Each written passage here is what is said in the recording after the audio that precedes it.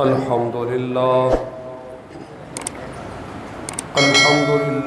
نحمده ونستعينه ونؤمن به ونتوكل عليه ونعوذ بالله من شرور أنفسنا ومن سيئات أعمالنا من يهده الله فلا مضل له ومن يضلله فلا هادي له ونشهد أن لا إله إلا الله وحده لا شريك له ونشهد أن محمدًا عبده ورسوله أما بعد فأعوذ بالله من الشيطان الرجيم بسم الله الرحمن الرحيم إنا أنزلناه في ليلة القدر وما أدراك ما ليلة القدر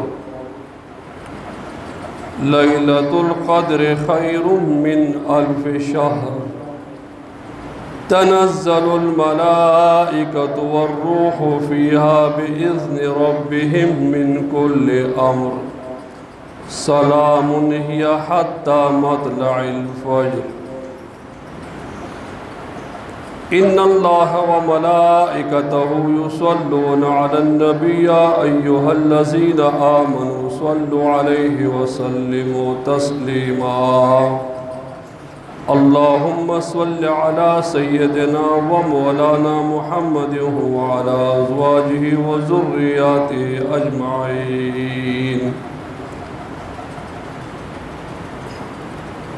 میرے واجب الاحترام مسلمان بھائیوں،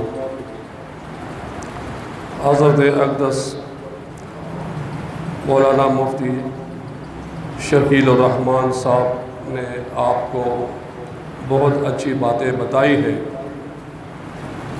اور انتہائی جذبات میں آ کے اور جوش میں آ کے جو باتیں آپ سے کہی ہے، تو میرے خیال میں ہمیں اس سے بھی زیادہ جذبات میں آنا چاہیے۔ اس کی وجہ یہ ہے کہ اس ملک پاکستان میں بہت ایسے لوگ نکلے ہیں جو صحابہ کرام کی گستاخیاں کرتے رہتے ہیں۔ ہمارا یہ ملک پاکستان اس لیے آزاد نہیں ہوا کہ یہاں پہ نبی کی گستاخی ہو۔ یہ ملک ہمارا اس لیے آزاد نہیں ہوا کہ اس میں ابو بکر اور عمر صحابہ کرام کی گستاخیاں ہوں۔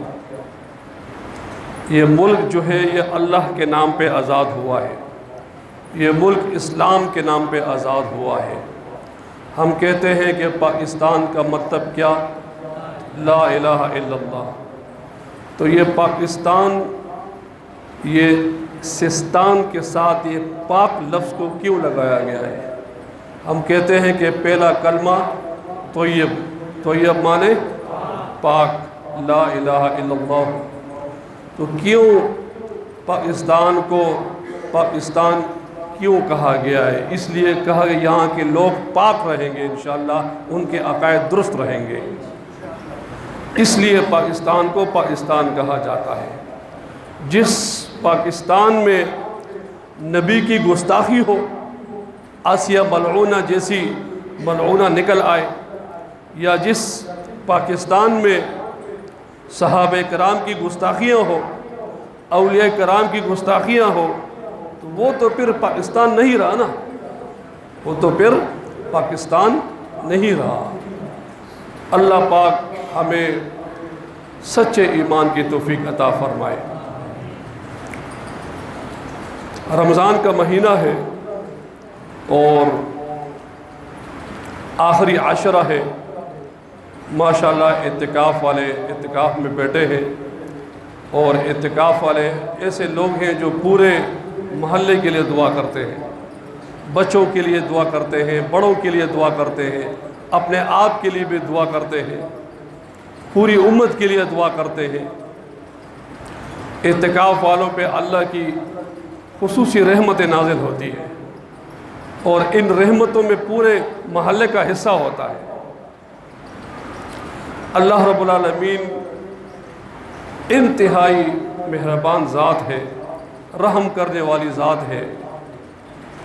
ہر وقت، ہر آن، ہر دن، ہر ساعت میں اللہ کی رحمتیں ایسی برس رہی ہوتی ہیں انسانوں کے اوپر، مسلمانوں کے اوپر، ہر وقت۔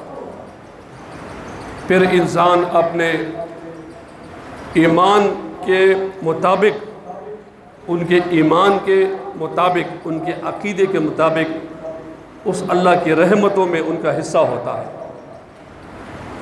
شہر رمضان الذی انزل فیہ القرآن، رمضان وہ مہینہ ہے جس میں اللہ نے قرآن کو نازل فرمایا ہے۔ انا انزلناہ فی لیلۃ القدر، ہم نے اس قرآن عظیم کو شب قدر میں نازل کیا ہے۔ نبی علیہ السلام سے اللہ نے مخاطب ہو کے فرمایا وما ادراک ما لیلۃ القدر، اے نبی علیہ السلام آپ کو معلوم ہے آیا کہ شب قدر کیا ہے؟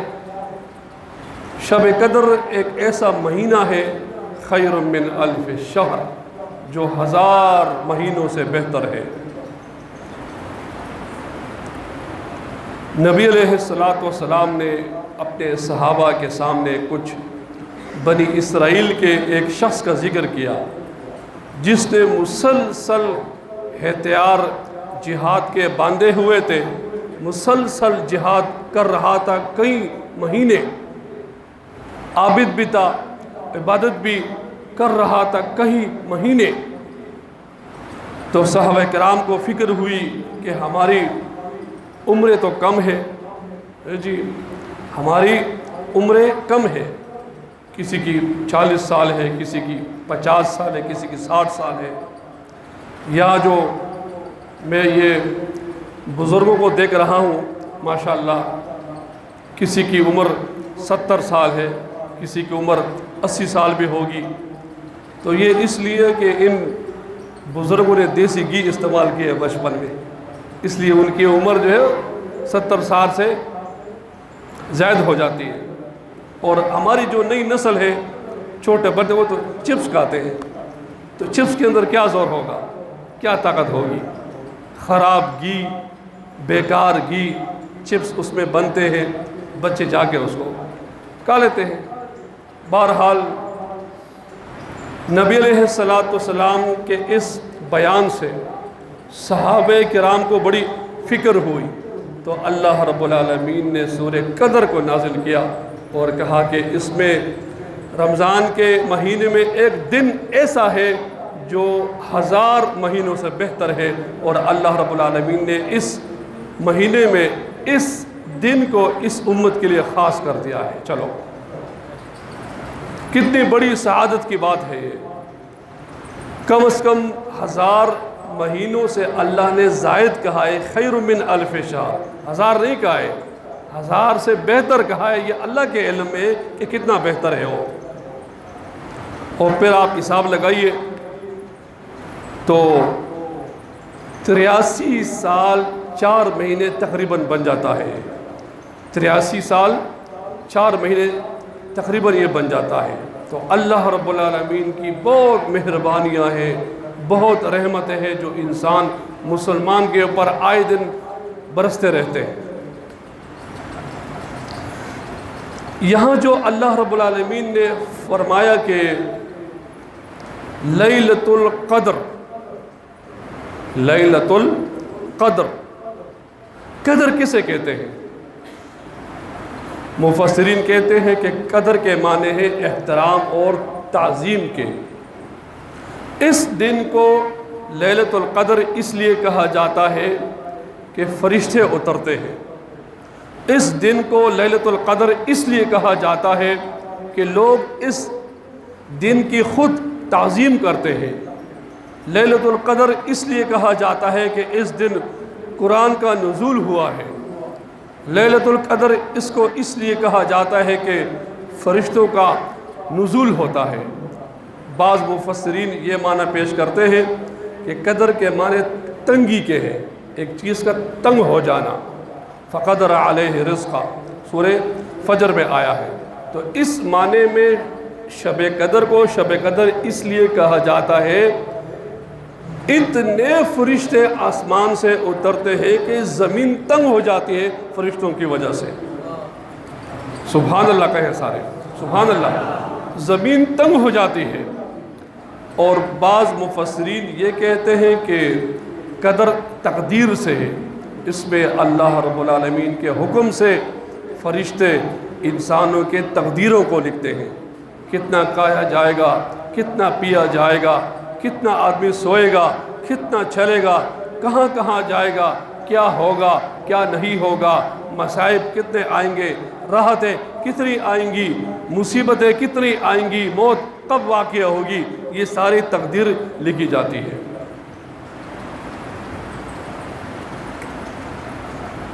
ہوشیار ہے وہ انسان جو اس آخری عشرے میں اللہ پاک کی بندگی کثرت کے ساتھ کرے، اور اتنی کثرت کے ساتھ کرے کہ انسان تک جائے بالکل۔ اور شب قدر کا تعین کہ شب قدر کا جو دن ہے یہ کون سا دن ہے خاص، اس میں اختلاف ہے۔ امام اعظم ابو حنیفہ رحمۃ اللہ علیہ سے مروی ہے کہ یہ دن آگے پیچھے ہوتی رہتی ہے۔ رمضان کے مہینے میں کبھی یہ اول عشرے میں ہوتی ہے، کبھی یہ دوسرے عشرے میں ہوتی ہے، کبھی یہ آخری عشرے میں ہوتی ہے، گھومتی رہتی ہے۔ صاحبین امام ابو یوسف رحمۃ اللہ علیہ اور امام محمد کا مسلک یہ ہے کہ یہ آخری عشر میں ہی اس کا تعین ہے، لیکن معلوم نہیں کہ 21ویں پہ آتی ہے، 23ویں پہ آتی ہے، 25ویں پہ آتی ہے، 27ویں پہ آتی ہے، اللہ کو معلوم ہے، لیکن آخری عشرے میں ہوتی ہے۔ نبی علیہ السلام نے فرمایا جو شخص ثواب کی امید سے ایمان کے حالت میں اس رات میں اللہ کے سامنے قیام کرے، اللہ رب العالمین اس کی ساری زندگی کی گناہوں کو معاف کر دیں گے۔ یعنی حدیث میں ایسا نہیں آیا ہے کہ اللہ پاک ان کے پچھلے گناہوں کو معاف کرے، نہیں، اللہ رب العالمین اس کی پوری زندگی کے گناہوں کو معاف کر دیں گے۔ یہ اتنی بڑی رات ہے یہ، تو اس رات کو ہم تلاش کریں۔ نبی علیہ السلام کے ارشاد کے مفہوم کے مطابق کہ رمضان کے آخری عشر میں اس کو تلاش کرو، اس دن کو التماس تلاش کرو، جستجو میں لگے رہو۔ بی بی عائشہ رضی اللہ تعالی عنہ فرماتی ہے کہ نبی علیہ السلام سے میں نے پوچھا یا رسول اللہ اگر میں شب قدر کو پاؤں تو پھر میں کون سی دعا مانگوں؟ نبی علیہ السلام نے فرمایا یہ دعا مانگی ہے، اللہم انکا عفو تحب العفو فاعف عنی، اے اللہ آپ کو درگزر آپ کو اچھا لگتا ہے، یا اللہ میرے ساتھ بھی درگزر فرما لیجئے یا اللہ۔ تو انسان استغفار کرے، گناہوں کی معافی مانگے۔ اور امام ابن العربی رحمۃ اللہ علیہ کہتے ہیں کہ مجھ پہ اللہ نے منکشف کیا کہ یہ رات رمضان کے مہینے کے علاوہ بھی آگے پیچھے ہوتی ہے۔ کبھی میں نے اس کو ربیع الاول میں دیکھا، کبھی میں نے اس کو شعبان کے مہینے میں دیکھا، اور میں نے ان کو اکثر رمضان کے مہینے میں دیکھا۔ اور امام ابن العربی رحمۃ اللہ علیہ کی تائید طحاوی کی اس حدیث سے بھی ہوتی ہے۔ حضرت عبداللہ ابن مسعود صحابی کہتے ہیں جس شخص نے پورے سال رات کا قیام کیا، پورے سال مکمل رات کا قیام کیا، اس نے شب قدر پا لیا، اس نے شب قدر پا لیا۔ یہ رات آگے پیچھے ہوتی رہتی ہے۔ اللہ رب العالمین نے اس رات کو مخفی رکھا ہے، اس لیے مخفی رکھا ہے کہ مسلمان جستجو میں لگا رہے، مسلمان جو ہے اللہ کے ساتھ مسلمان کو لگا رہے، کبھی ذکر، کبھی تلاوت، کبھی نماز، کبھی دعا، کبھی اچھے اخلاق، زکوٰۃ، صدقات، رمضان کے روزے۔ انسان جو ہے مسلمان اللہ کے ساتھ وہ لگا رہے بس، اور اللہ سے مانگتا رہے بس۔ ایک شاعر کہتا ہے، یہ اللہ کا ولی تھا بہت بڑا، وہ کہتا ہے ہر رات میرے لیے شب قدر ہے، ہر رات میرے لیے شب قدر ہے، دل کا تعلق اللہ کے ساتھ ہو بس۔ ہر رات مسلمان کے لیے شب قدر ہے۔ جس طرح کہ ایک بزرگ کا قول ہے، الصلاۃ معراج المؤمن، نماز جو ہے مومن کی معراج ہے۔ جی یہ بزرگ کا قول ہے، اس لیے کہ معراج کا مطلب ہے کہ اللہ کے پاس پہنچ جانا۔ نبی علیہ الصلوۃ والسلام شب معراج کی رات اللہ کے پاس پہنچ چکے تھے۔ نماز ایک ایسی عبادت ہے، قد افلح المؤمنون الذین هم فی صلاتهم خاشعون، تحقیق بلا شک اور شبہ مومن کامیاب ہو گئے، وہ مومن کہ جن لوگوں نے نمازوں میں خضوع اختیار کیا۔ تو جس طریقے سے نماز اللہ رب العالمین کے پاس پہنچنے کا ذریعہ ہے روحانی طور پر، تو بالکل اسی طریقے سے شب قدر کا مہینہ اگر کسی کو مل جائے تو یہ اللہ کے ساتھ پہنچ گیا انسان، اس کو بڑی سعادت اور مراتب ان کو نصیب ہو گئے۔ اور پھر تہجد کی نماز، اللہ اکبر، تہجد کی نماز، وَمِنَ اللَّيْلِ فَتَهَجَّدْ بِهِ نَافِلَةً لَكَ عَسَىٰ أَن يَبْعَثَكَ رَبُّكَ مَقَامًا مَحْمُودًا۔ اس آیت میں تہجد کی ذکر کے ساتھ مقام محمود کا ذکر آیا ہے۔ توجہ چاہتا ہوں، یعنی اللہ رب العالمین نے نبی علیہ السلام سے مخاطب ہو کے کہا کہ رات کے حصے میں اٹھ کے تہجد کی نماز آپ کے لیے بہتر ہے۔ پھر تہجد کی نماز کے ساتھ مقام محمود کا ذکر فرمایا۔ مقام محمود وہ مقام ہے جہاں پہ نبی علیہ السلام اپنی امت کے لیے عظیم شفاعت فرمائیں گے۔ اللہ پاک مجھے بھی اور آپ سب کو نصیب فرمائے۔ مولانا منظور نعمانی صاحب رحمۃ اللہ علیہ نے معارف الحدیث میں اس کے نیچے یہ لکھا ہے، جو شخص تہجد کی نماز باقاعدہ اہتمام کے ساتھ پڑھنے والا ہوگا، بروز محشر اور قیامت کے دن اللہ پاک ان کو نبی علیہ السلام کی معیت نصیب فرمائے گا۔ اس لیے کہ آیت کے مفہوم سے ثابت ہو رہا ہے، وَمِنَ اللَّيْلِ فَتَهَجَّدْ بِهِ نَافِلَةً لَكَ عَسَىٰ أَن يَبْعَثَكَ رَبُّكَ مَقَامًا مَحْمُودًا۔ تہجد کی نماز بہت بہترین نماز ہے، کاش اللہ پاک ہمیں عمل کی توفیق دے اور ہمیں یہ نماز ہمیں نصیب ہو جائے۔ ایک بزرگ کا قول ہے کہ مجھے منکشف ہوا میرا اعمال نامہ، میں نے اپنے اعمال نامے کو دیکھا تو اس میں جگہ جگہ پہ ایک قسم کا نور تھا، ایک روشنی تھی، نور تھا۔ تو میں نے خواب میں کسی سے یہ پوچھا کہ یہ نور، یہ جو روشنیاں ہیں یہ کیا چیز ہے؟ تو اس نے مجھے کہا یہ آپ کی تہجد کی نماز ہے، جو نور ہی نور ہے، قبر کی نور ہے، موت کی آسانی ہے، آخرت میں مقام انسان کو ملنے والا ہے تہجد کی نماز کی وجہ سے۔ تتجافى جنوبهم عن المضاجع يدعون ربهم خوفا وطمعا ومما رزقناهم ينفقون۔ اللہ نے تہجد گزاروں کی صفت بیان کی ہے، اور اللہ رب العالمین نے فرمایا ہے ان کے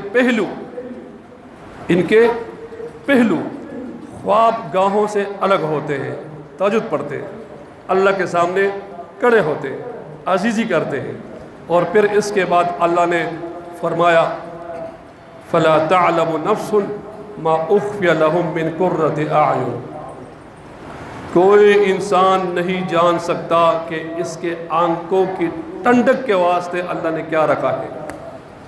تہجد کے لیے اللہ نے بہت بڑا مقام رکھا ہے۔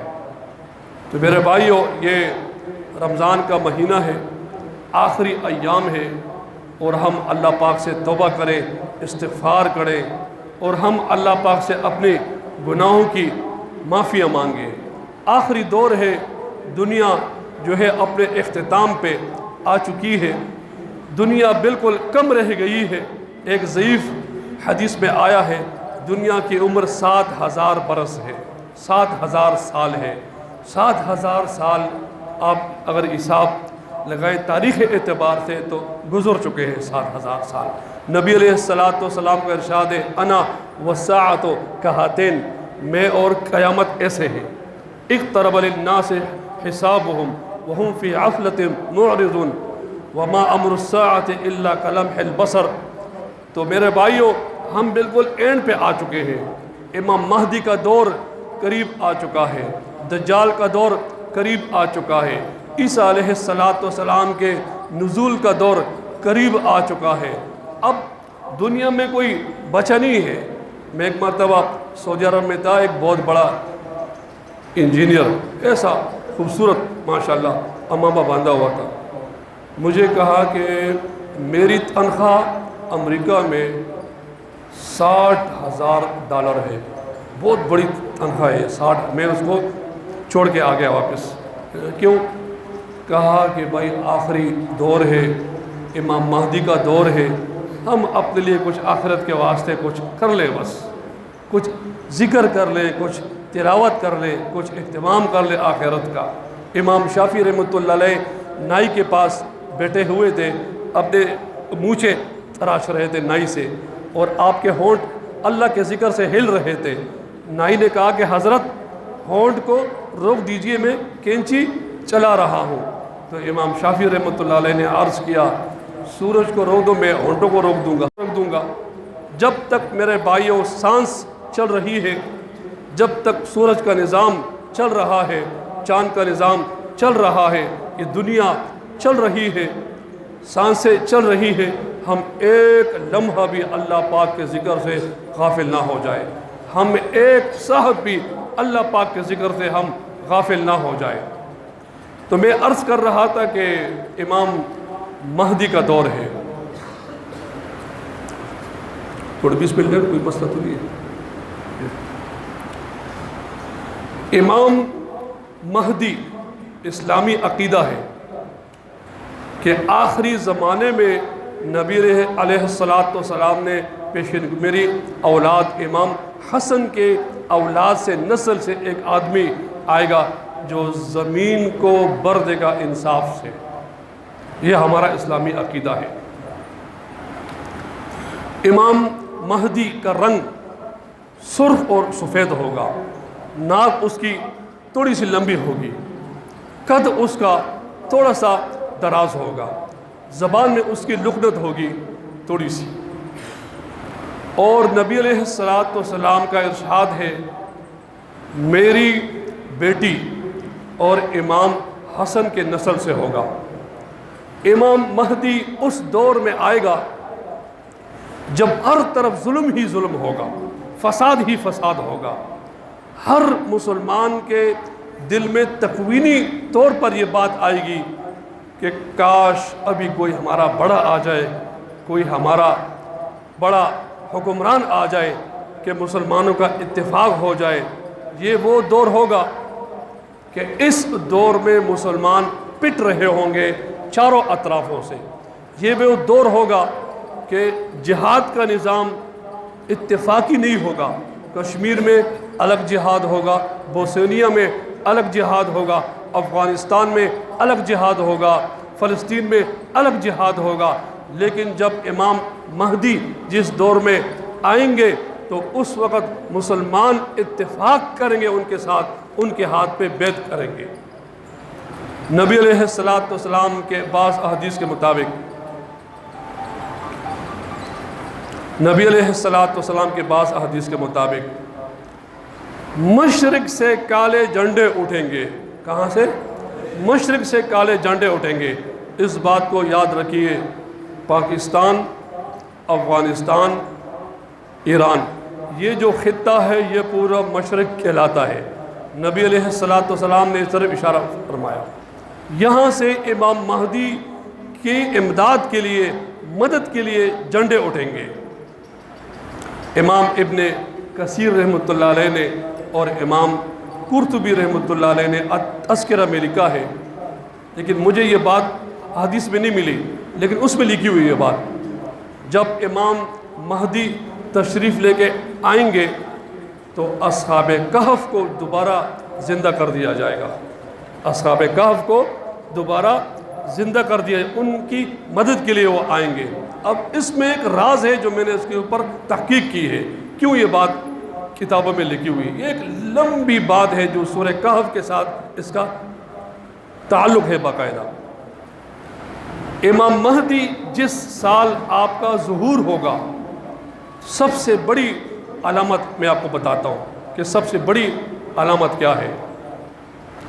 جب سے اللہ نے کائنات کو بنایا ہے، زمین کو پیدا کیا ہے، اس وقت سے لے کے آج تک سورج گرہن جب ہوتا ہے تو اسلامی مہینے کے لحاظ سے 27، 28، 29 ان تینوں ایام میں سورج گرہن ہوتا ہے.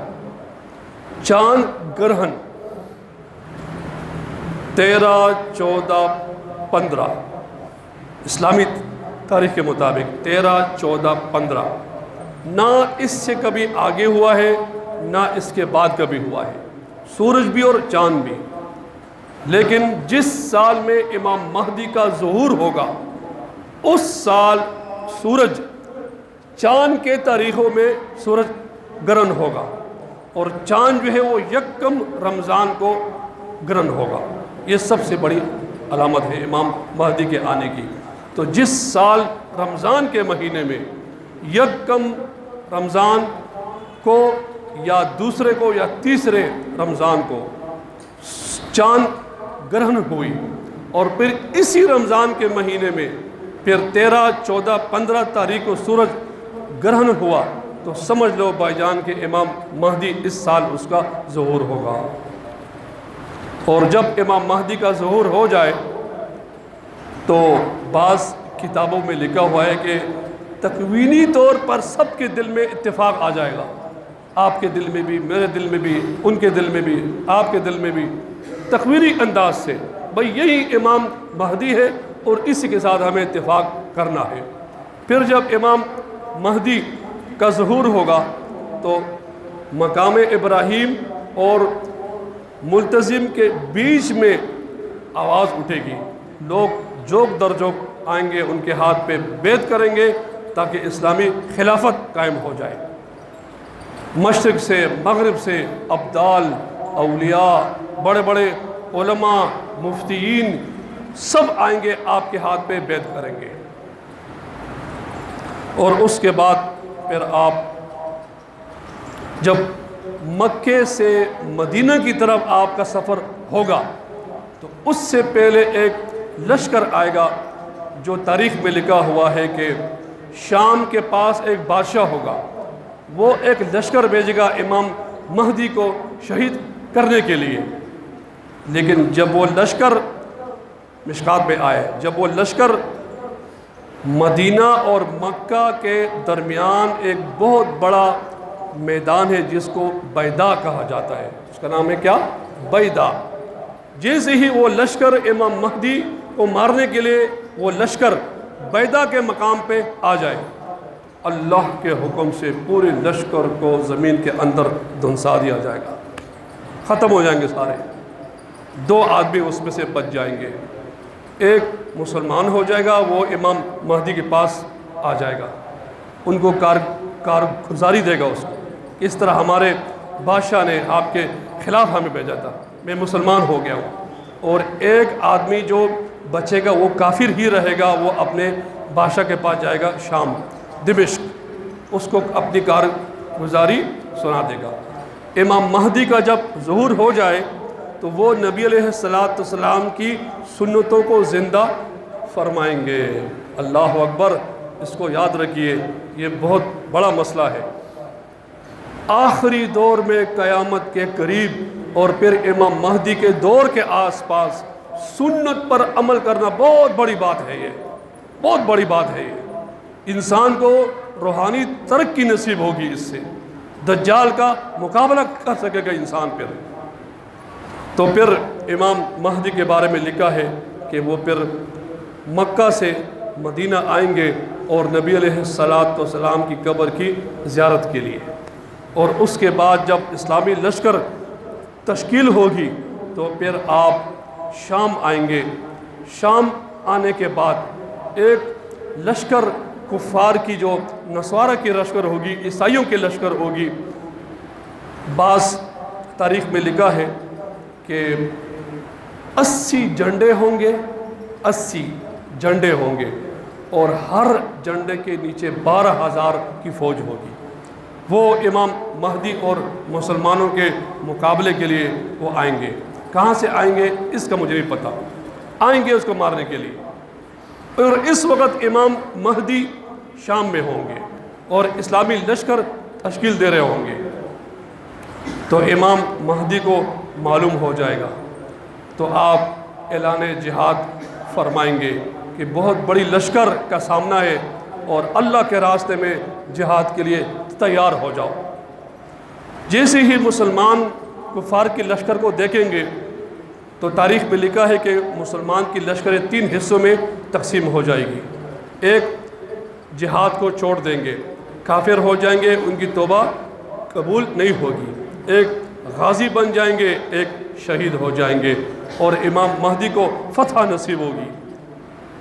اس کے بعد ایک اور لشکر آئے گی، ان کے ساتھ بھی جہاد ہوگا۔ تو ان کے ساتھ جہاد کرنے کے بعد جب مال غنیمت کو اکٹھا کیا جائے گا تو اس کے اکٹھے کرنے کے دوران آواز لگ جائے گی کہ دجال بھی آ گیا ہے، دجال کا ظہور ہو چکا ہے۔ یاد رکھیے میرے بھائیوں، حضرت آدم علیہ السلام کے وقت سے لے کے قیامت تک انسانوں کے لیے دجال سے بڑا فتنہ اور کوئی نہیں ہے۔ نبی پاک صلی اللہ علیہ وسلم نے جس طرح نمازوں کے بعد جہنم سے پناہ مانگی ہے، دجال سے بھی آپ علیہ السلام نے پناہ مانگی ہے۔ اللہم انی اعوذ بک من عذاب القبر، اللہم اجرنی من النار، اللہم انی اعوذ بک من فتنۃ المسیح الدجال۔ دجال ایک شخص کا نام ہے جو متعین ہے۔ جن اور انس دونوں سے بنا ہے، نہ وہ مکمل انسان ہے نہ وہ مکمل جن ہے، اس کی تحقیق ہو چکی ہے۔ دجال کا لفظ جو ہے یہ دجل سے نکلا ہے۔ دجل کہتے ہیں انسان کے آنکھوں کے سامنے اندھیرا آ جانا، انسان کے آنکھوں کے سامنے اندھیرا آ جانا، یعنی اس اندھیرے کی وجہ سے اس طرف کی چیز آپ کو نظر نہیں آ رہی ہے۔ تمام انبیاء علیہ السلام نے اپنی امتوں کو دجال کے فتنے سے ڈرایا ہے، اور نبی علیہ السلام نے بھی دجال کے فتنے سے اپنی امت کو ہوشیار کیا ہے کہ ہوشیار رہو، بہت بڑا فتنہ، بہت بڑی آزمائش آنے والی ہے۔ یہودیوں کا عقیدہ ہے کہ ہمارا مسیحا آنے والا ہے، وہ بھی دجال کے منتظر ہے، اور ہم امام مہدی جو سنی امام مہدی ہے، شیعہ نہیں، وہ دوسرا ہے، سنی امام مہدی، ہم ان کے منتظر ہیں، اور ہم حضرت عیسیٰ علیہ السلام کے نزول کے منتظر ہیں۔ تو اتنے میں جہاد ہوگا۔ دجال جب نکلے گا تو وہ شام اور عراق کے مابین نکلے گا۔ پہلی مرتبہ وہ نبوت کا دعویٰ کرے گا کہ نعوذ باللہ میں اللہ کا نبی ہوں، نعوذ باللہ، ٹھیک ہے جی۔ اس کے بعد جب وہ اصفہان آئے گا ایران کی طرف جی، تو اس ٹائم یہ شیعہ ویہ جو ہے سارے ان کے ساتھ مل جائیں گے بس جی۔ 70,000 یہودی جو ہیں وہ مل کے اصفہان کے وہ دجال کا ساتھ دیں گے۔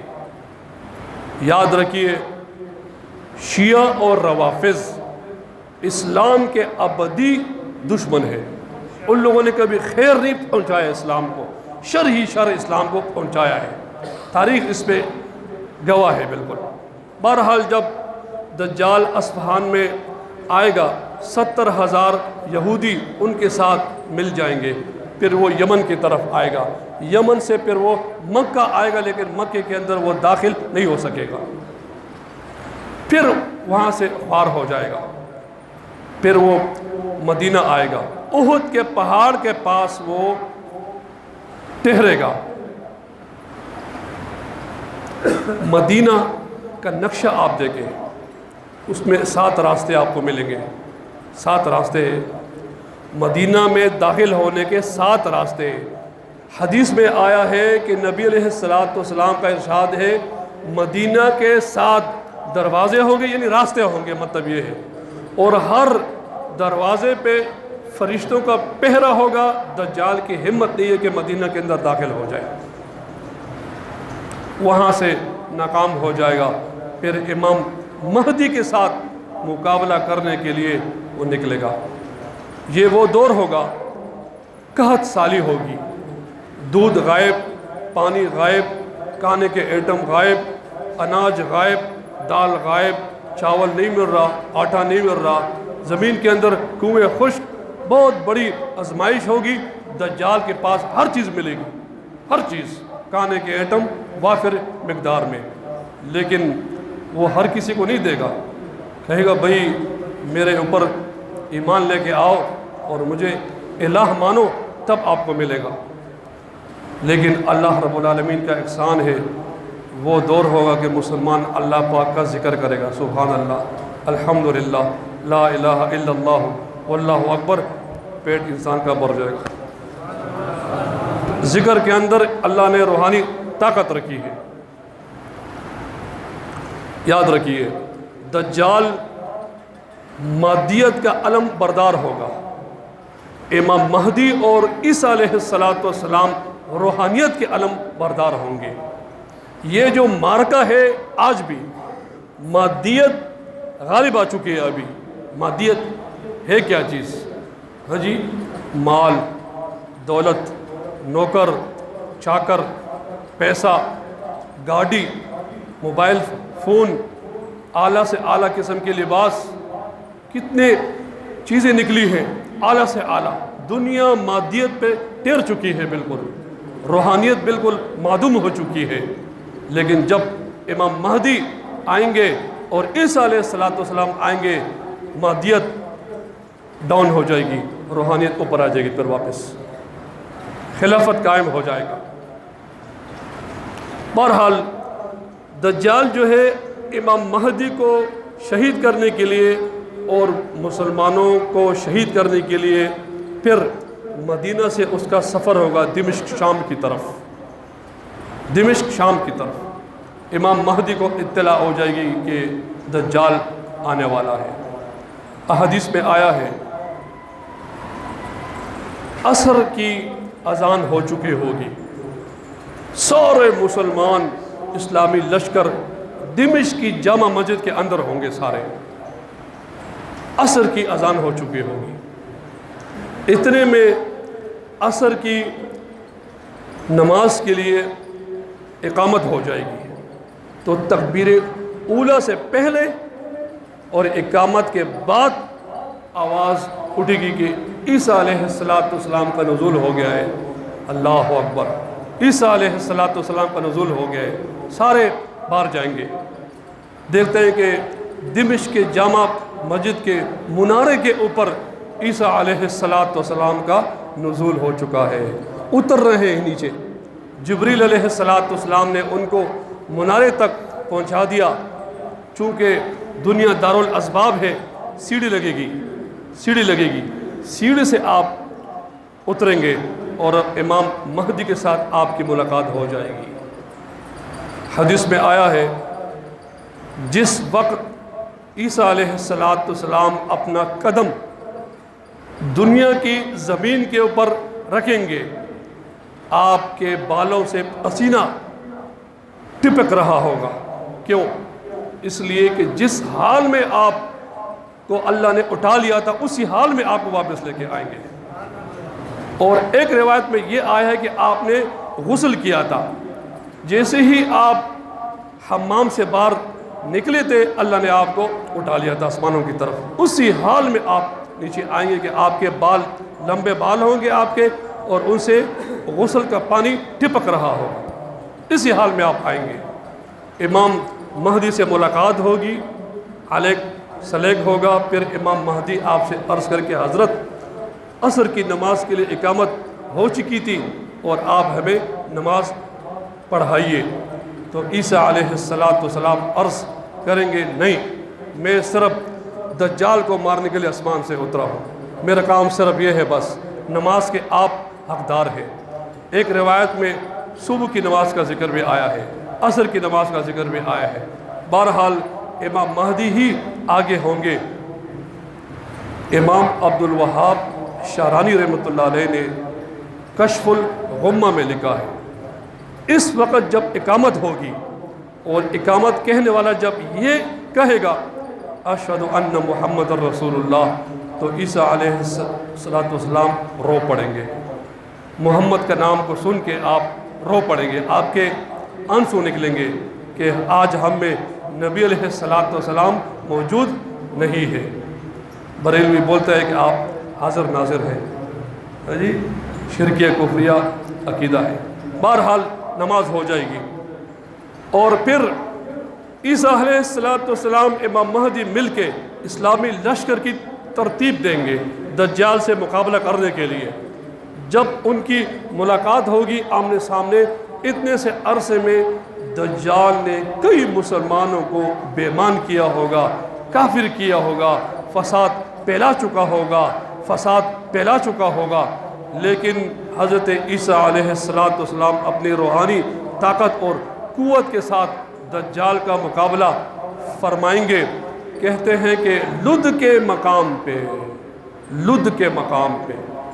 لد ایک جگہ کا نام ہے، حدیث میں بھی آیا ہے، وہاں پہ حضرت عیسیٰ دجال کو پا لے گا، آمنے سامنے ان کا ہو جائے گا، اور جیسے ہی عیسیٰ علیہ السلام کی آنکھوں کی نظر دجال کے اوپر پڑ جائے گی، موم کی طرح پگھل جائے گا، ختم ہو جائے گا۔ اور ایک حدیث میں آیا ہے کہ نیزہ مارے گا آپ۔ مجھ سے ایک ساتھی نے سوال کیا کہ 8ویں دور ہوگا تو نیزہ کہاں سے آئے گا اس دور میں؟ تو میں نے ان سے عرض کیا اپنے فہم کے مطابق راکٹ لانچر کا جو آگے والا حصہ ہوتا ہے وہ کس کے مشابہ ہے؟ اور نیزے کے مشابہ نا، یوں ہوتے ہیں، جو راکٹ لانچر ہوتی ہے جو آگے اس کی کارتوس لگتی ہے بڑی والی، وہ نیزے کے مشابہ ہے نا۔ حدیث میں آیا ہے دجال مشرق پہ مغرب میں سفر کرے گا، وہ گھومے گا، اس کے پاس ایک قسم کی سواری ہوگی، اور پھر نبی علیہ السلام کے ارشاد کے مطابق اس کی سواری کے آگے والے حصے پہ گدے کے کان کے مشابہ 2 چیزیں لگی ہوں گی۔ آج بھی اگر آپ نیٹ کھول کے دیکھیں اسرائیل نے جو طیارہ ایجاد کیا ہے وہ اسرائیل کے ایئرپورٹ پہ کھڑا ہے، ابھی بھی کہتا ہے کہ ہمارا مسیح آئے گا، اس پہ سفر کرے گا۔ اس کی تصویر آپ نیٹ سے کھول کے نکال کے دیکھیے، بالکل نبی علیہ السلام کے پیشن گوئی کے مطابق اس سیارے کے آگے گدے کے مشابہ 2 چیزیں لگی ہوئی، کان کے مشابہ، بالکل ہو بہو بالکل۔ تو جیسے ہی حضرت عیسیٰ علیہ السلام دجال کو دیکھیں گے تو اس کو قتل کر دیں گے لد کے مقام پہ۔ اب یہ لد ہے کیا چیز؟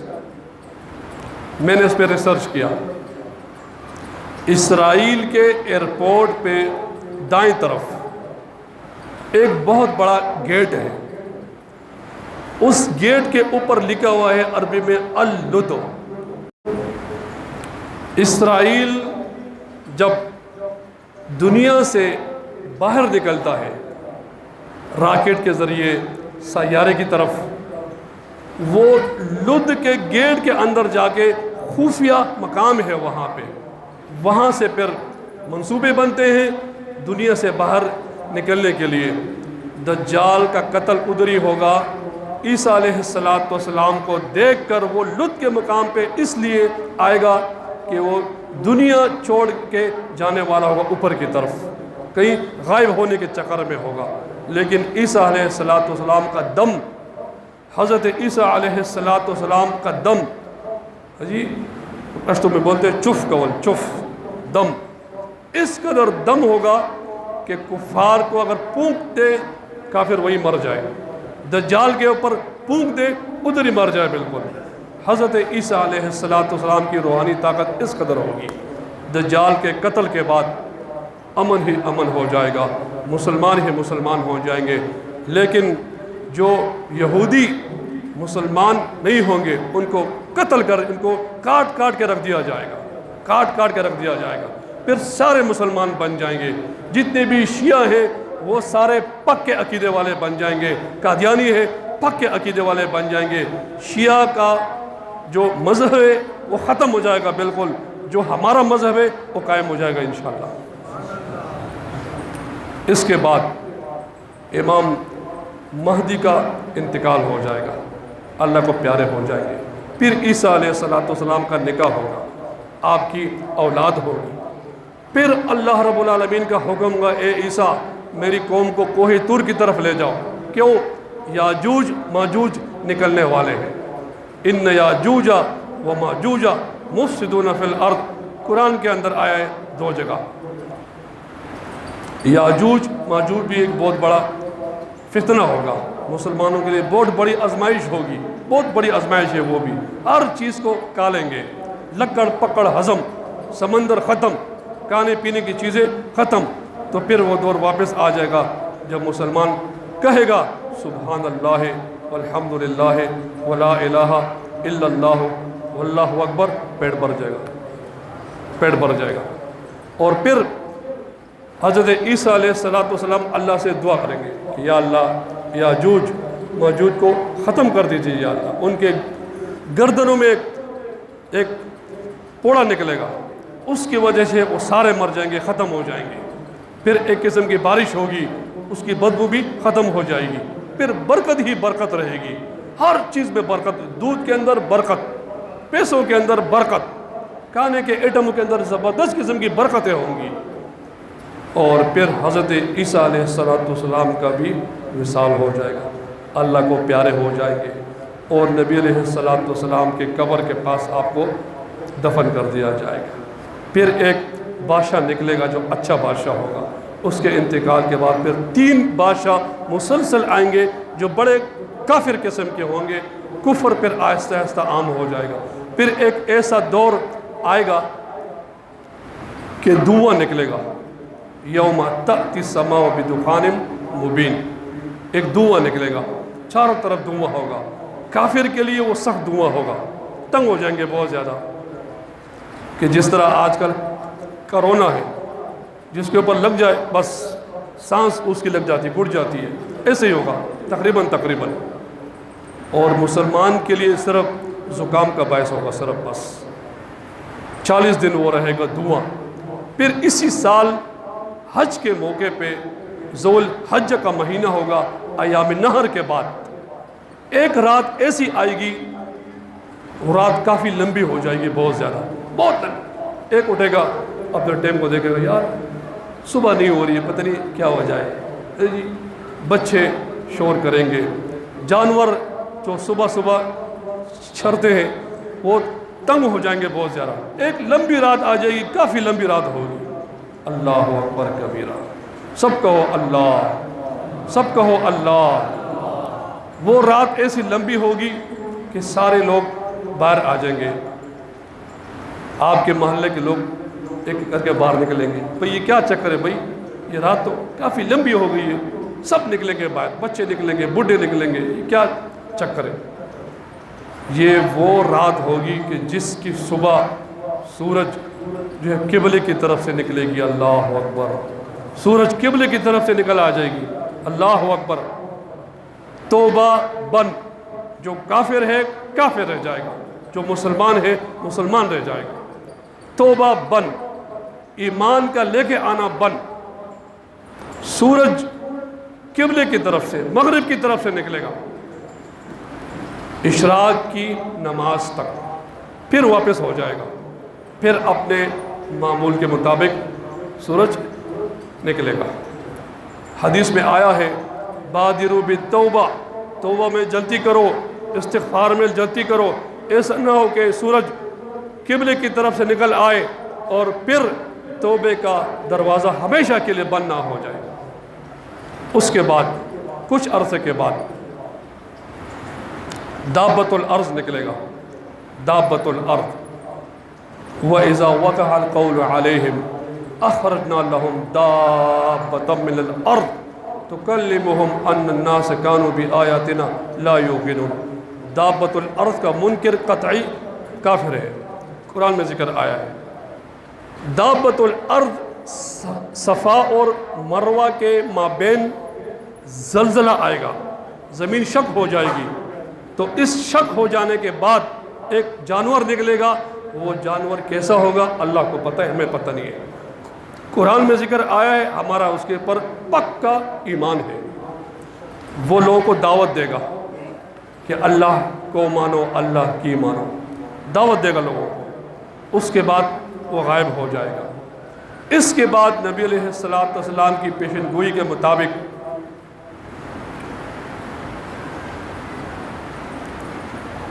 بیت اللہ کے اوپر ایک حبشی بادشاہ آ جائے گا. حبشی بادشاہ وہ بیت اللہ کے اوپر قابض ہو جائے گا.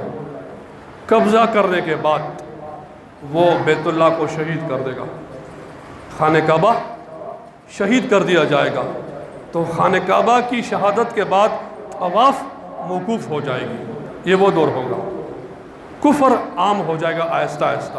بدفعلی عام ہو جائے گی. فراڈ عام ہو جائے گا.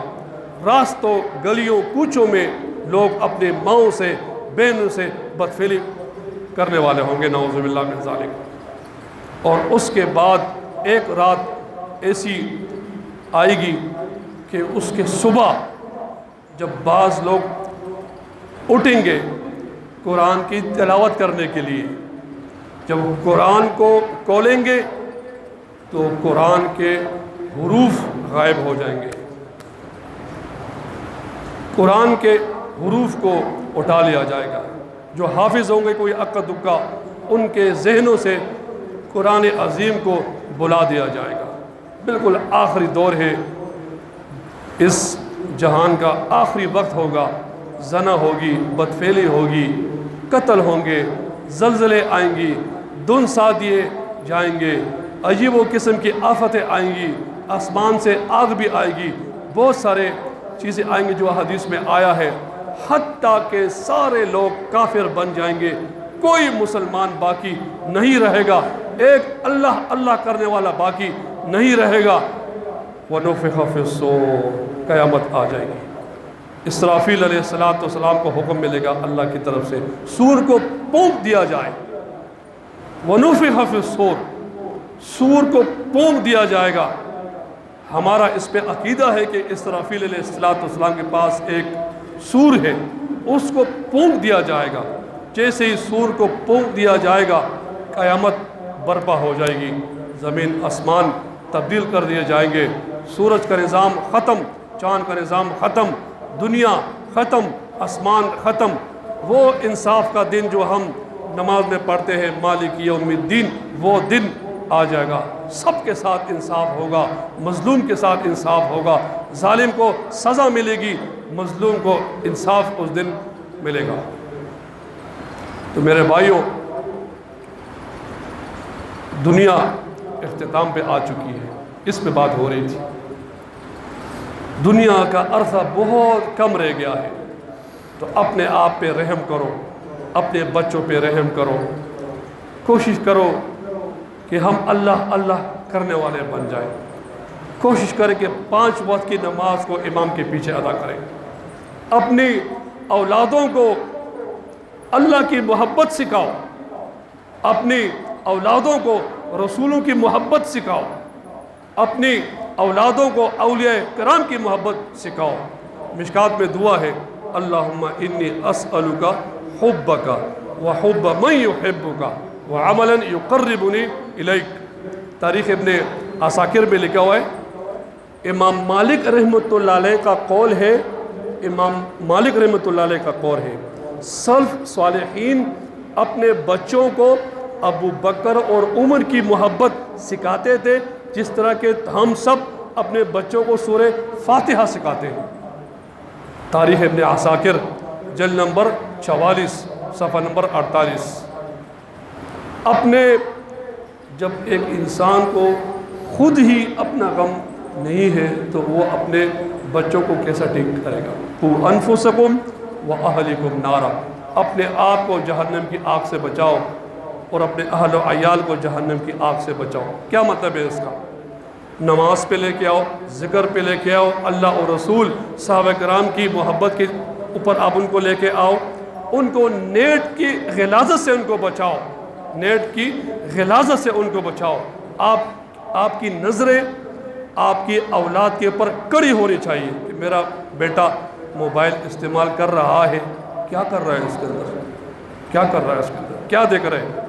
ہر چیز موبائل نیٹ کے اندر بھری ہوئی، گند بھرا ہوا ہے، اچائی بھی ہے، گندی بھی ہے، گندی چیز اس کے اوپر غالب آ چکی ہے۔ کوئی صحابہ کرام کے پیچھے لگا ہوا ہے، نعوذ باللہ، کوئی انبیاء علیہ السلام کی گستاخیاں کر رہا ہے۔ اذا رأیتم الذین یسبون اصحابی فقولوا لعنۃ اللہ علی شرکم۔ تو اللہ پاک مجھے بھی اور آپ سب کو اس پہ عمل کی توفیق عطا فرمائے۔ وآخر دعوانا الحمدللہ رب